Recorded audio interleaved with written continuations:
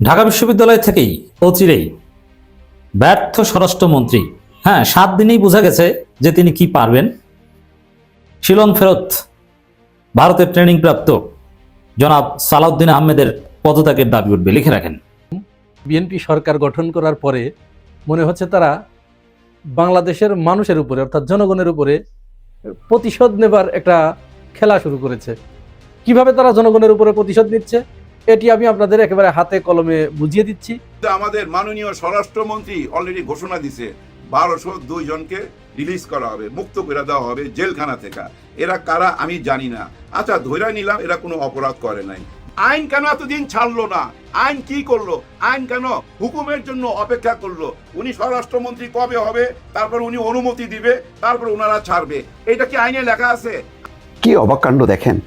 রাষ্ট্রপতি শাহাবুদ্দিন তার বিষয়ে অনেক বক্তব্য দিয়েছেন যে তাকে অপসারণের চেষ্টা করা হয়েছিল, ইউনূস সরকার তাকে অপদস্থ করেছে। তার নিউজ আপনাকে স্বাগতম। প্রিয় দর্শক, বাংলাদেশের যে বর্তমান রাজনৈতিক প্রেক্ষাপট এবং যে পরিস্থিতির সৃষ্টি হয়েছে তারই আলোকে আপনাদের সামনে বেশ কয়েকটা গুরুত্বপূর্ণ ভিডিও নিয়ে হাজির হয়েছি, যার কিছুটা অংশবিশেষ ইতিমধ্যেই ভিডিওর শুরুতেই দেখেছেন।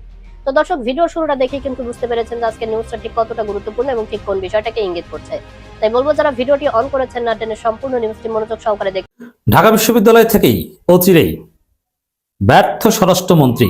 হ্যাঁ, 7 দিনেই বোঝা গেছে যে তিনি কি পারবেন। শিলং ফেরত ভারতের ট্রেনিং প্রাপ্ত জনাব সালাউদ্দিন আহমেদের পদত্যাগের দাবি উঠবে, লিখে রাখেন। এই ঢাকা বিশ্ববিদ্যালয়ে ফুঁসে উঠবে এই স্বরাষ্ট্রমন্ত্রীর বিরুদ্ধে। দর্শক, দেখবেন যে বৃহত্তর চট্টগ্রামের লোক না, কক্সবাজারের পুরো পুলিশকে চট্টগ্রামকরণ করে ফেলবে। স্বজন প্রীতি, দুর্নীতি কত প্রকার ও কি দেখবেন। আইজিপিকে সরিয়ে দিয়েছে, স্বরাষ্ট্রমন্ত্রীর পুলিশ নিরীহ শিক্ষার্থীদের নির্যাতন করা শুরু করেছে, সাংবাদিকদের পেটানো শুরু করেছে। অতএব এই নতুন বাংলাদেশে এটা আওয়ামী লীগ না যে আপনি সাংবাদিক পিটিয়ে ক্ষমতায় থাকবেন। ঢাকা বিশ্ববিদ্যালয়ের শিক্ষার্থী নির্যাতন করে আপনি ক্ষমতায় থাকবেন, বিষয়টা এরকম নয়। প্রথমে দেখবেন যে আপনার পদত্যাগের দাবি উঠবে, তারপরে পুরো সরকারকে ফেলে দেওয়ার দাবিতে আন্দোলন চলবে। এটা ঢাকা বিশ্ববিদ্যালয় করবে। জামাত কখনোই এই সরকারের বিরুদ্ধে আওয়ামী স্টাইলের বিরোধী দলীয় ভূমিকা পালন করবে না। জামাত অনেকটা চুপচাপ থাকবে, কিন্তু হ্যাঁ, গত 24 ঘন্টা জামাত কিন্তু নড়ে চড়ে বসেছে। জামাতের সিগনিফিকেন্ট ডেভেলপমেন্ট হয়েছে। জামাতের এই চুপচাপ ভাব বেশি দিন থাকবে না। হয়তো বিএনপির সাথে জামাত এনসিপির একটা আন্ডারস্ট্যান্ডিং হয়েছে, কিন্তু এই আন্ডারস্ট্যান্ডিং বেশি দিন থাকবে না। সামনে পরিস্থিতি উত্তাল হবে, বিএনপি পরিস্থিতি সামাল দিতে পারবে না। শিক্ষার্থীদের হাতেই বিএনপির জয় বাংলা হবে, শিক্ষার্থীদের হাতেই বিএনপির 12টা বাজবে। বিএনপি তাদের ইনিংস শুরু করেছে শিক্ষার্থী পেটানোর মধ্য দিয়ে, বিনা কারণে সাংবাদিক পেটানোর মধ্য দিয়ে। অবশ্য সাংবাদিকরা কখনো এই সরকারের 12টা বাজাবে না, কারণ সাংবাদিকরা 99% দালাল এবং নিউজ পেপারগুলো সব বিএনপির দখলে। সাংবাদিকরা কেউ স্বাধীন নয়, তাদের হাউসের কাছে তারা ধরা। সাংবাদিকদের পেটালে কিচ্ছু আসে যায় না, তাদের হাউস আপোষ করলেই সাংবাদিকদের জীবন, তাদের মাইর খাওয়ার সমাধান ওইখানেই শেষ। এজন্য কিন্তু ঢাকা বিশ্ববিদ্যালয়ের শিক্ষার্থী কিংবা বাংলাদেশে কোনো শিক্ষার্থীদেরকে নির্যাতন করে বিএনপি সরকার পার পাবে না। কড়াই গন্ডায়ের হিসাব শিক্ষার্থীরা নিবে। ঢাকা বিশ্ববিদ্যালয় কিন্তু জেগে উঠেছে। ঢাকা বিশ্ববিদ্যালয়ের শিক্ষার্থীরা শাহবাগ থানা ঘেরাও করেছে, ডাকসু প্রতিবাদ করেছে, রাজু ভাস্কর্যে মিছিল হচ্ছে। এটা ধীরে ধীরে তীব্র থেকে তীব্রতর হবে। এই পালায় হয়তো বা বিএনপি বেঁচে যাবে, কিন্তু বিএনপি আকাম নিশ্চিত করবে, প্রতিনিয়ত করবে। কারণ এমন কোনো দিন নাই যে বিএনপি সন্ত্রাসীরা বাংলাদেশে কোনো অঘটন না ঘটায়। এখন তো কারণ আরেকটা যুক্ত হয়েছে, আওয়ামী লীগ এখানে এসে গেছে। আওয়ামী লীগ বিএনপিকে হত্যা করে, আওয়ামী লীগ বিএনপিকে পিটায়, বিএনপির অফিস ভেঙে চুরে চুরমার করে দেয়। গোপালগঞ্জে, নাটোরে, মাদারীপুরে, নারায়ণগঞ্জে আওয়ামী লীগের লোকজন বিএনপিকে আচ্ছা মতো পিটায়। তা পরিস্থিতি বিএনপি সামাল দিতে পারবে না। এক পর্যায়ে ঢাকা বিশ্ববিদ্যালয়ের শিক্ষার্থীরা জেগে উঠবে, আর এই বিএনপি অনতিবিলম্বে অচিরেই ঢাকা বিশ্ববিদ্যালয় দখল করতে যাবে, ডাকসুকে অকার্যকর করে দেবে। নতুন ভিসি নিয়োগের পরে দেখবেন যে ঘটনা শুরু হয়ে গেছে। তখন শিক্ষার্থীরা একটা পর্যায়ে ক্ষুব্ধ হয়ে যাবে। আমার মনে হয় যে বিএনপি দেশ চালাতে পারবে না। তো দর্শক, ঢাকা বিশ্ববিদ্যালয় থেকেই স্বরাষ্ট্রমন্ত্রীর পদত্যাগের দাবি উঠবে, এটা আমার প্রেডিকশন। আমাদের মাননীয় স্বরাষ্ট্রমন্ত্রী অলরেডি ঘোষণা দিছে 1202 জনকে রিলিজ করা হবে, মুক্ত করে দেওয়া হবে জেলখানা থেকে। এরা কারা আমি জানি না। আচ্ছা, ধরে নিলাম এরা কোনো অপরাধ করে নাই, বিনা অপরাধে জেলে ছিল, এই জন্য উনি মানবিক কারণে এদেরকে ছেড়ে দিচ্ছে। আমার প্রশ্ন, আইন কেন এতদিন ছাড়লো না? আইন কি করলো? আইন কেন হুকুমের জন্য অপেক্ষা করলো? উনি স্বরাষ্ট্রমন্ত্রী কবে হবে, তারপর উনি অনুমতি দিবে, তারপর ওনারা ছাড়বে। এটা কি আইনে লেখা আছে? আইন যদি দেখে এই লোকগুলা অপরাধ করে নাই, কেন ছাড়ে নাই, কারা তাদেরকে আটকায় রাখছিল, এইটাই আমার মাথায় ঢুকে না। ওই যে সরল মানুষ, সরল প্রশ্ন, এই প্রশ্নগুলোর উত্তর আমি খুঁজে পাই না। হ্যাঁ, ওনার অনুমতি লাগবে কেন? উনি কেন ঘোষণা দিবে? ওনার কথাতে কি আইন চলে কিনা, এরকম প্রশ্ন আমার মধ্যে জায়গা উঠে। আপনাদের মনে জাগে কিনা আমি জানি না। যাই হোক, বেশি প্রশ্ন জায়গা ঠিক না। কেমন জানি সবকিছু চেঞ্জ হয়ে যাচ্ছে, সবকিছু এখন বৃথা। কেউ কোনো কিচ্ছু মানতে চায় না। হ্যাঁ, কিচ্ছু মানতে চায় না। আমরা যে 70% মানুষ হ্যাঁ ভোটে জয়যুক্ত হইলাম, আমাদের এই 70% মানুষের অধিকার কে আদায় করে দিবে? কেউ কি আছে? নিশ্চয়ই আছে। ডক্টর ইউনূস স্যার তো আছে। ওনার গুলশানের বাড়ি ঠিক করতেছে। হঠাৎ করে কেন এই বাড়িটা ঠিক করতে দিল? আমার মনে হয় ওনার বিদেশ চলে যাওয়ার প্ল্যান ছিল, কিন্তু হঠাৎ করে উনি সিদ্ধান্ত নিছে। কখন সিদ্ধান্ত নিছে? যখন দেখছে ওনারা শপথ নেয় নাই, তখনই সিদ্ধান্ত নিছে। তড়ি ঘড়ি করে বাড়ি ঠিক করতেছে। উনি বিদেশ যাচ্ছে না, দেশে থেকেই কাজ করবে, দেশের মানুষের পাশেই থাকবে। আপনারা যারা এখন বলার চেষ্টা করতেছেন তারা আইনের আওতায় আনবেন, তারা গালাগালি করতেছেন, মানি লোকের মান নিয়ে ছিনিমিনি খেলতেছেন। ওই লোকটা নাকি দেশটা ধ্বংস করে দিছে, দেশটাকে নাকি আমেরিকার কাছে বেচা দিছে। আবার দেখেন একজন মহামান্য রাষ্ট্রপতি এসা বলতেছে তার উপরে জুলুম হয়েছে, সেও আঙ্গুল দিয়ে দেখাই দিতেছে ওই যে ডক্টর ইউনূস আসামি। আর ওই সুযোগটা নিয়ে দেখেন আওয়ামী লীগ এবং বিএনপি ওনারা ঝাঁপায় পড়ছে। অনেকেই বলার চেষ্টা করতেছে ওরে বিদেশ যাইতে দিবেন না, তার পাসপোর্ট ছিনে নেন, তার আটকায় ফেলান। আরে বেটা, সবাই এক পাল্লায় মাপলে হবে? ভাই খুব হাসি পায়, হাসি পায়। সবাই এক পাল্লায় মাপিস না। উনি কেন যায় না এটা বুঝানে, উনি চলে যাওয়ার প্ল্যানে ছিল, কিন্তু উনি যখন দেখছে হায় হায় এরা তো শপথ নেয় নাই, ওরা তো গাদ্দারি করছে, যার জন্য যায় নাই। হ্যাঁ ভাই, সত্যি সত্যি গাদ্দারি করছে। দেশের 70% মানুষ হ্যাঁ ভোটে ভোট দিছে, তাদের সাথে গাদ্দারি করছে, জুলাইয়ের সাথে গাদ্দারি করছে। ও গাদ্দার বললে তো আবার বোঝা যাইতেছে পাকিস্তানি ভাষা হায়ার করলাম, তার মানে কি দুশ্মনী করছে, মানে বেইমানি করছে। হ্যাঁ ভাই, আমাদের সঙ্গে বেইমানি হয়েছে, এটা আমি বলবো ভাই, জোর গলায় বলবো, বেইমানি করা হয়েছে। আমরা 2টা ভোট দিছি, একটা মাইনা আপনারা পাওয়ারে চলে গেলেন, আর একটা ভোট এখন মানতে চান না। মানতেই হবে, হ্যাঁ ভাই মানতেই হবে। রোজা যাক, ঈদ যাক, আনন্দ যাক, উৎসব যাক, আপনারা হানিমুন টাইমটা পার করেন, তারপরে দেশের লোক নিশ্চয়ই আপনাদের কাছ থেকে তাদের অধিকার আদায় করে নিবে। আর আদায় করতে গেলে ওটা দমন করবেন, ডিসি মাসুদ সাহেবের মতো অনেক মাসুদ সাহেব আপনারা নামায় দিবেন। কিন্তু বিদায়ের আগে একটা কথা বলবো, এই মাসুদ সাহেবকে যদি আমাদের স্বরাষ্ট্রমন্ত্রী সালাউদ্দিন আহমেদ সাহেব ওনার দেশের এলাকায় পাঠায় দিতে পারে, হ্যাঁ ভাই, কক্সবাজার আর ওই টেকনাফের দিকে যেখান থেকে মাদক আসে ওইখান থেকেই তো আমদানি হয়। উনি যে সিঙ্গাম হইতে চাইতেছে সরাদ্দি উদ্যানে, আমি মনে করি উনি টেকনাফে যায় যদি সিঙ্গাম হয়ে দেখাইতে পারে তাহলে আমি সেলুট জানাবো। হ্যাঁ ভাই, সেলুট জানাবো। মাদক তো ওইখান থেকেই আসে। এখানে ইউটিউবার সাংবাদিকদের ডাইকা এই ফটো সেশন করার দরকার নাই। এখানে গাঁজা মদ বিক্রি হয়, এটা আমরা আগেই জানি। মাঠের চারদিকে 4টা অস্থায়ী পুলিশ ক্যাম্প বানায় দেন, দেখবেন সবকিছু সাফ হয়ে যাবে। এখানে সময় নষ্ট না কইরা ওই যে যেখান থেকে মাদক আমদানি হয়, আর যে মাদকের কারণে আজকাল পুরো দেশে অস্থিরতা, আপনারা যে খুন খারাপি রাহাজানি দেখেন, এগুলা স্বাভাবিক কোনো মানুষ করে না ভাই। সব মাদকের রিয়াকশন, এই মাদক টাইনা টুইনা তারপর আইসা ওই রাহাজানি, লুটপাট, খুন খারাপি করে ওই মাদক। বিএনপি সরকার গঠন করার পরে মনে হচ্ছে তারা বাংলাদেশের মানুষের উপরে অর্থাৎ জনগণের উপরে প্রতিশোধ নেবার একটা খেলা শুরু করেছে। কিভাবে তারা জনগণের উপরে প্রতিশোধ নিচ্ছে এটি আমি আপনাদের একেবারে হাতে কলমে বুঝিয়ে দিচ্ছি। তার আগে চলুন আমরা ছোট্ট একটা ভিডিও ক্লিপ দেখে আসি। এই যে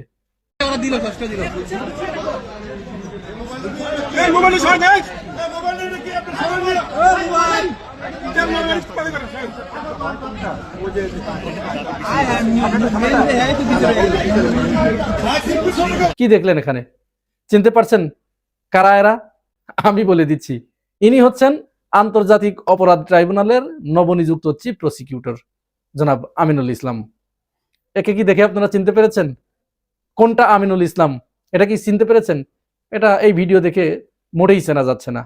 তাজুল ইসলামকে সরিয়ে দেবার পরে সেইখানে যাকে নিয়োগ দেয়া হয়েছে সেই নিয়োগকে কেন্দ্র করে এই যে চাটুকারদের যে ভিড়, এই চাটুকারদের ভিড়ের কারণেই তিনি কাজ করতে পারবেন না। এখনই যদি এই অবস্থা হয় যে তাকেই চেনা যাচ্ছে না, কোনটা আমিনুল ইসলাম আর কোনটা চিফ প্রসিকিউটর, এইটা যদি ঠাহর না করা যায় তাহলে এদের উদ্দেশ্যটা কি? এরা এখানে একে নিয়ে এই পদটাকে, এটা মনে হচ্ছে দীর্ঘ লড়াইয়ের পরে এই পদটা তিনি পেলেন, আর তার যারা অনুসারী, তার যারা চেলাচামুন্ডা, তারা এটা নিয়ে উচ্ছ্বাস প্রকাশ করছে। এখানে তো উচ্ছ্বাস প্রকাশ করার কিছু নাই। তাকে একটা দায়িত্ব দেওয়া হয়েছে, মহান দায়িত্ব। তিনি বরং প্রকম্পিত থাকবেন যে এই মহান দায়িত্ব তিনি পালন করতে পারবেন কিনা, জনগণের যে আশা আকাঙ্ক্ষা সেটি তিনি পূরণ করতে পারবেন কিনা। মজার ব্যাপার হচ্ছে, আমরা এই নিয়োগের পরে, তাজুল ইসলামকে বিদায়ের পরে নতুন একটা নাটক আমরা দেখলাম যে তাজুল ইসলামের বিরুদ্ধে ঘুষ গ্রহণের অভিযোগ আনা হয়েছে। তাজুল ইসলাম ঘুষ গ্রহণ করেছেন, অর্থাৎ আব্দুল্লাহ আল মামুনকে রাজ সাক্ষী বানিয়ে তার কাছ থেকে 1000 কোটি টাকা নিয়ে তাকে খালাস দেয়া হয়েছে এবং আরো অনেক অভিযুক্তকে খালাস দেয়া হয়েছে। সেলুকাস, বিচিত্র আমাদের এই বাংলাদেশ। আমাদের এই বাংলাদেশের যোগ্যতার একমাত্র মাপকাঠি হচ্ছে চাটুকারিতা এবং সাদাবাজি, দলান্ধ এবং মারামারি, কাটাকাটি, মিথ্যা তোষামোদে যে যত এগিয়ে থাকতে পারে, এইটাই তার একমাত্র যোগ্যতার মাপকাঠি। দেশটা একেবারে পচে গেছে, ভিতর থেকে পচে একেবারে অবক্ষয়ের চূড়ান্ত সীমায় পৌঁছে গেছে। এখানে অযোগ্য মানুষগুলোকে পদায়ন করা হচ্ছে, সর্বোচ্চ পর্যায়ে পৌঁছিয়ে দেওয়া হচ্ছে, আর সৎ মানুষ যারা, যোগ্য এবং মেধাবী যারা, তাদেরকে কোণঠাসা করা হচ্ছে, একের পর এক অভিযোগ দিয়ে তাদের ক্যারিয়ার ধ্বংস করে দেওয়া হচ্ছে। অন্তর্বর্তীকালীন সরকার বিদায় নেবার পরে খোদ রাষ্ট্রপতি শাহাবুদ্দিন চুপ্পু তিনি ইউনূস সরকারের বিরুদ্ধে অভিযোগ তুলেছেন, বারবার, একবার নয়। এবং মুসলিম লীগের এই যে সভাপতি, তিনি তো খোদ ইউনূসের বিরুদ্ধে মামলা করার জন্য তিনি প্রস্তুতি নিচ্ছেন। প্রধান উপদেষ্টার দপ্তরে যিনি সেনাবাহিনীর যিনি দায়িত্ব পালন করেন, পিএসও, পরবর্তী সেনাপ্রধানের দৌড়ে ইনি কিন্তু এগিয়ে থাকেন। অর্থাৎ নিয়ম অনুযায়ী যিনি পিএসও থাকেন তাকেই পরবর্তীতে সেনাপ্রধান করা হয়। এখানে ছিলেন কামরুল হাসান। এই কামরুল হাসানের যোগ্যতা হচ্ছে তিনি এত সৎ এবং মেধাবী ছিলেন। তিনি 5 আগস্টের পরে নিয়োগ পাওয়ার সাথে সাথে পাকিস্তানের সাথে তিনি সম্পর্ক উন্নয়ন করেছেন এবং পাকিস্তান থেকে থান্ডার বিমান J-17 এইটি ক্রয়ের জন্য চুক্তি করেছেন আসিফ মুনিরের সাথে। এরপরে তিনি তুরস্কের সাথে চুক্তি করেছেন, তুরস্ক থেকে সামরিক সরঞ্জামাদি ক্রয় করবেন। এবং 5 আগস্টের পরে বাংলাদেশ সেনাবাহিনীকে ভারতের থাবা থেকে রক্ষা করার জন্য তিনি হেন কোনো উদ্যোগ নাই যা গ্রহণ করেন নাই। তার কারণেই সেনাবাহিনীকে ভারত গ্রাস করতে পারে নাই। সেই ব্যক্তিকে এখন দেশদ্রোহী আখ্যা দেওয়া হচ্ছে। হ্যাঁ, দেশদ্রোহী তো হবেই, তিনিই তো দেশদ্রোহী হবেন যিনি দেশের জন্য কাজ করতে যাবেন, যিনি এই দেশটাকে ভালোবাসবেন, ভারতের কাছে ছেড়ে না দেবেন, তাকেই ভারত দেশে যাদেরকে পেইড এজেন্ট বানিয়ে রেখেছে, এদেশের যে মানুষ নামের অমানুষগুলো আছে, যে দালালগুলো আছে, যারা ভারতের রুটি রুজি ছাড়া যাদের পেট চলে না, যারা ভারতের হুকুম ছাড়া পায়খানাও করে না, পোশাকও করে না, তারাই এই লোকগুলোকে দালাল আখ্যা দেয়, মির্জাফর আখ্যা দেয় এবং জামাতি আখ্যা দেয়। আরে বেটা, জামাত হয়েছে তাতে সমস্যা কোথায়? দাগ থেকে যদি দারুণ কিছু হয় তাহলে তো দাগই ভালো। জামাত হওয়ার কারণে সে যদি দেশের পক্ষে দাঁড়ায়, তিনি যদি আমার দেশের সামরিক সক্ষমতা বৃদ্ধি করেন, তাহলে তো আমরা তাকেই চাই, ওই মির্জাফরই আমরা চাই। আমরা ওই দেশপ্রেমিক চাই না যে ভারতের কাছে পাছা পরকা দেয়। এমন দেশপ্রেমিক আমার দরকার নাই। ওই দেশপ্রেমিকের আমি নিকুচি করি। তাকে সরিয়ে দেওয়া হয়েছে। নিয়াজ আহমেদ খান, ঢাকা বিশ্ববিদ্যালয়ের ভাইস চ্যান্সেলর, তাকেও এইভাবে, এরকম একজন সৎ মানুষ ঢাকা বিশ্ববিদ্যালয়ে আর কোনোদিন পাবে কিনা আল্লাহ জানে, তাকেও এরকম বিভিন্ন অভিযোগ দিয়ে সরিয়ে দেওয়া হয়েছে। তাজুল ইসলামকে তো সরিয়ে দিয়েছে, আগেই বললাম। এই হলো অবস্থা। যাই হোক, এবার অন্য প্রসঙ্গে একটু যাই। যেটা শুরুতেই বলছিলাম যে বিএনপি বাংলাদেশের জনগণের উপর এক ধরনের প্রতিশোধ নিচ্ছে। কেন আমি এই কথাটি বলছি? দেখুন, বাংলাদেশের মানুষ যাদেরকে নির্বাচনে প্রত্যাখ্যান করেছে তাদেরকে তিনি এনে গুরুত্বপূর্ণ পদে বসিয়ে দিচ্ছেন ওই প্রতিশোধ নেবার জন্য। যে ঠিক আছে, সমস্যা নাই, জনগণ তোমাকে ভোট না দিল তাতে কি হয়েছে, আসো তোমাকে দেখো কোথায় আমি নিয়ে যাই। মানে জনগণকে এক ধরনের বার্তা দেয়া যে দেখো জনগণ, তোমরা ওকে কিন্তু ভোট দাও নাই, দেখো তাকে কি বানানো হলো। আমি নাম্বার 1 বলি, একেবারে ধরে ধরে ঢাকা 16 আসনের যিনি এমপি প্রার্থী ছিলেন বিএনপির, আমিনুল ইসলাম, তিনি তো কর্নেল আব্দুল বাতেনের কাছে হেরেছেন। তাহলে তিনি একজন হারু পার্টি। এই হারা ব্যক্তি, জনগণ তাকে প্রত্যাখ্যান করেছে বলেই তো তিনি হেরেছেন। এই ব্যক্তিকে এনে বিএনপি ক্রিয়া প্রতিমন্ত্রীর দায়িত্ব দিয়েছে। কেন? ক্রিয়া প্রতিমন্ত্রী হবার মতো বিএনপি থেকে 213 জন যে জয়লাভ করে আসলো, এদের ভিতর থেকে একজনকে দেয়া যেত না? জনগণ যাকে ভোট দেয় নাই, যিনি হেরে গেছেন, তার মানে এটি প্রমাণিত হয় যে তিনি জনপ্রিয় নন, তিনি জনগণের ভোটের দ্বারা নির্বাচিত নন। তাকে এনে আপনাকে প্রতিমন্ত্রীর দায়িত্ব দিতে হলো। বিজয় প্রার্থীর কি অভাব ছিল আপনার দলে? ছিল না তো, তাহলে এটি কেন করলেন? নিশ্চয় আপনি জনগণকে একটা বার্তা দিতে চেয়েছেন। শুধু তাই নয়, শুধু আমিনুল ইসলাম নয়, ঢাকা 15 আসনে যিনি জামাত আমিরের কাছে হেরেছেন, শফিকুল ইসলাম মিল্টন, তাকে কি করা হয়েছে জানেন আপনারা? তিনি তো হেরে গেছেন, হারার পরে তাকে এইবার ডেকে নিয়ে যে ঢাকা উত্তর সিটি কর্পোরেশনের প্রশাসক বানিয়ে দেওয়া হয়েছে। প্রশাসক মানে অ্যাজ লাইক মেয়র, মেয়র বলতে আপনারা প্রশাসক, প্রশাসক মানে মেয়র, এটি বুঝবেন। শুধু তাই নয়, খুলনা 2 আসনে জামাত নেতা বেলাল হোসেনের কাছে যিনি হেরেছেন, নজরুল ইসলাম মঞ্জু, তাকে খুলনা সিটি কর্পোরেশনের প্রশাসক হিসেবে নিয়োগ দেওয়া হয়েছে। এরকম দর্শক, সম্পূর্ণ ভিডিওটি দেখলেন, আশা করি বিষয়টি বুঝতে পেরেছেন। এ নিয়ে আপনার গুরুত্বপূর্ণ মন্তব্যটি অবশ্যই কমেন্ট বক্সে জানিয়ে দিবেন। ধন্যবাদ।